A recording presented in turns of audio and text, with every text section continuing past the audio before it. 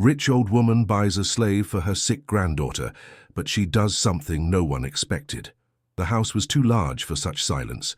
It spread out in long corridors, where the echoes of memories beat against the marble-clad walls as if begging for shelter. High on the hill, surrounded by wrought-iron gates and disciplined rose-bushes, the mansion seemed like a fortress where time had stood still. No sound of children ran through the gardens, no laughter filled the halls. Only the constant ticking of the grandfather clock, inherited from the slave-owning great-grandfather, marked the slow rhythm of the days. Donna Constanza, the rich old woman, reigned there. Her hair, tied in a severe bun, was as white as the linen napkins she still insisted on ironing every Wednesday. Her eyes, cold and hard like ancient glass, watched every detail of the house and every gesture of those who served there. She was the kind of woman who never said please or thank you. She believed the world owed her reverence simply for existing. But something escaped her. Something eluded her control. Her granddaughter. Lucia was 7 years old and had a gaze that seemed to penetrate adults as if she saw another layer of the world. She hadn't spoken since she was 5, since the day her mother, Constanza's only daughter, disappeared around a bend in the road, leaving only a blood-stained silk scarf and a crumpled car among the trees. Since then, Lucia lived in silence, immersed in a world where words no longer had a place. The doctors said it was trauma, that she needed affection, time, constant presence. But Donna Constanza was not made of any of those things. It was then that she decided to solve it her way. She would buy someone to take care of the girl. Not just any nanny, not an affected pedagogue with modern ideas, but a woman of presence, of roots, who would be quiet and obey. Our slave, as she said through gritted teeth, with that cold smile that didn't reach her eyes. It was on a damp Monday morning that she arrived. The taxi stopped in front of the gate, its engine still warm. From the back door stepped a woman with firm steps, a simple dress and a dark turban wrapping her hair like a well-kept secret. She carried no luggage, only a cloth bag and a necklace of wooden beads tight around her neck. Her name was Joanna. Donna Constanza made no ceremony. She opened the door with the gaze of someone evaluating cattle. Joanna merely looked at her calmly. She didn't lower her eyes. She didn't smile. She simply entered, bringing with her a smell of dried herbs and something ancient, like wet earth after a drought. "You will take care of the girl. You don't need to talk much, just follow orders," the old woman said, pointing up the stairs. Joanna nodded slightly, like someone who knows the winds before they even blow. She went up without making a sound. The wooden floor didn't creak under her feet. Lucia was sitting in the armchair, her eyes fixed on the window pane. She saw the woman enter but didn't move. Joanna also said nothing. She simply sat on the floor at a respectful distance and took a small handmade cloth doll with wool hair and embroidered eyes from her bag. She placed it between them, like a silent offering. Minutes passed, perhaps hours. Time in that house was strange, suspended. The next day Joanna returned with a basket. Inside were green leaves, a pot of thick honey, and a dark bottle of lavender oil. She explained nothing. She lit a candle, sang softly in a language not taught in schools, and massaged the girl's feet in silence. Slowly something began to change. Lucia started to sleep better. Her eyes, once lost, now sought Joanna's. No words were spoken, but an invisible bridge began to form. Donna Constanza watched everything with suspicion. She didn't like rituals. She didn't like silence. And above all, she didn't like to see her granddaughter growing attached to someone other than herself. She began to give harsher orders. She forbade Joanna from lighting candles, from singing, from using the leaves she brought. But Joanna didn't argue. She just waited for night to come to do everything in secret, in the dimness of the room, under the weak light of the bedside lamp, where time seemed to go back centuries.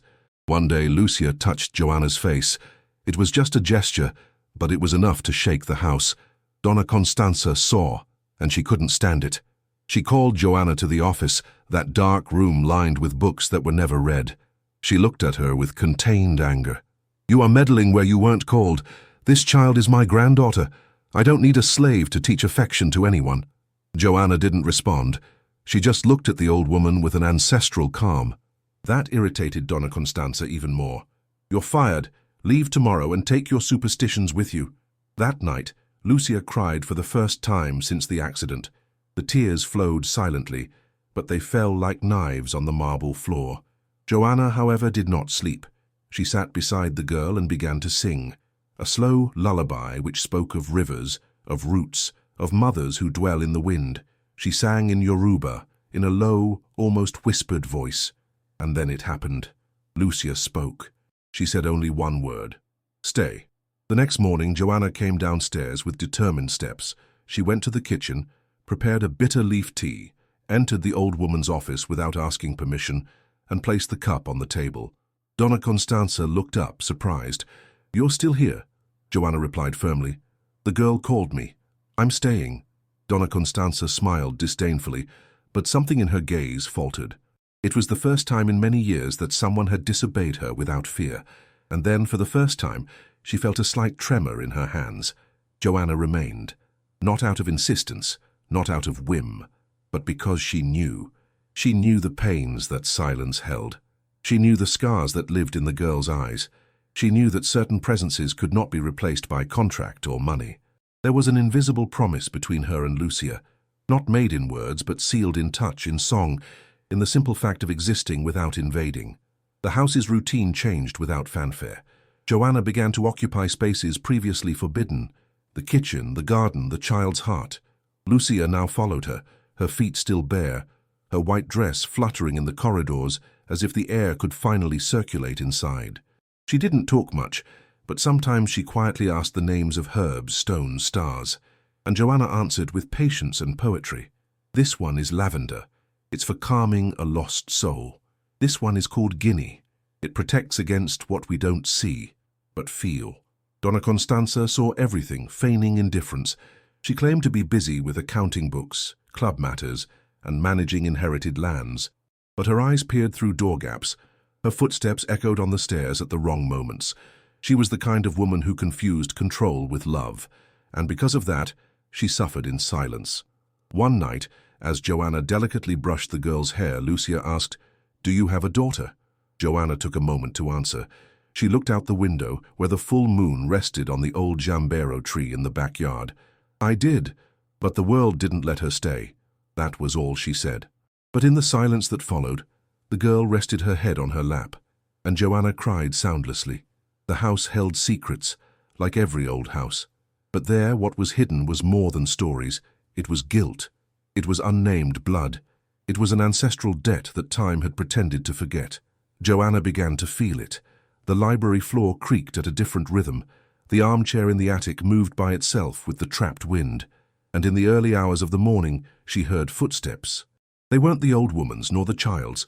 They were others, feminine, ancient, wounded. The next morning she went to the basement. She carried a candle and a notebook. The basement was damp, smelling of things stored for decades. She searched among trunks and suitcases until she found a dark wooden box locked with a rusty padlock. It took a while, but she managed to open it. Inside were yellowed letters, faded photographs, and a diary. It belonged to a woman named Benedita. Joanna read. Benedita had been Donna Constanza's mother's wet nurse. She had lived in the house for 40 years, but had never had a room of her own. She slept near the stove on cold nights. She loved the girl as a daughter. She cared for, sang to, and healed her. But one day she disappeared. They said she had run away with a man. But the diary told another story. Benedita had become pregnant, and the mistress, ashamed, had ordered her removed from the house. The child was stillborn. Benedita wandered for months until she died alone in a small cottage in the village. Joanna carefully closed the diary. Then she went upstairs and placed a candle on the improvised altar she kept hidden in the closet.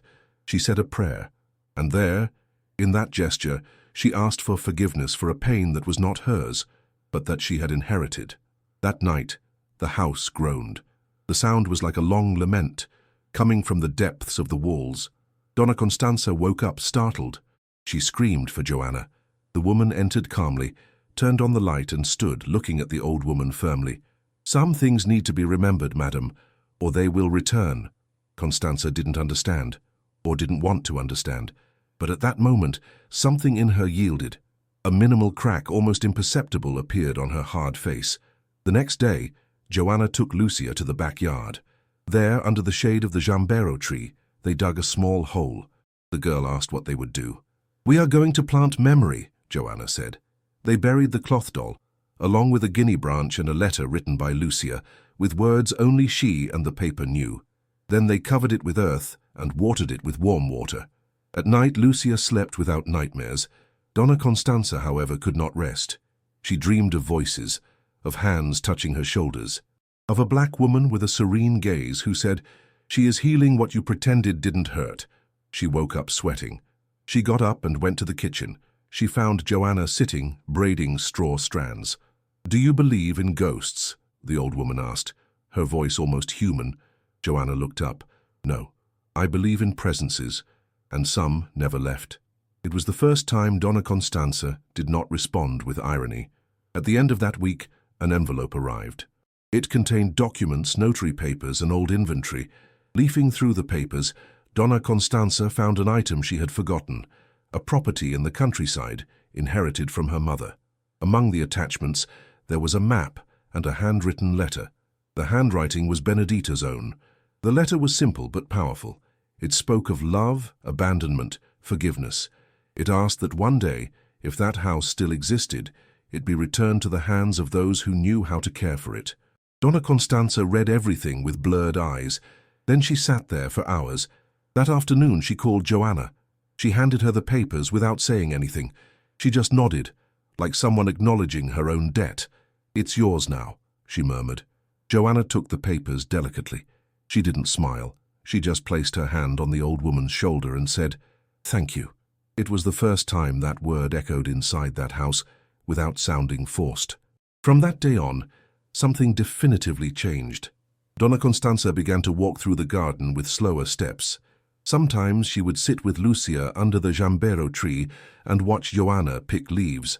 The old woman did not become sweet or affectionate, but she became less harsh. She began to learn silence in a different way, and Lucia now spoke. Not much, but enough. She said the names of the flowers. She told invented stories. She asked about the sky.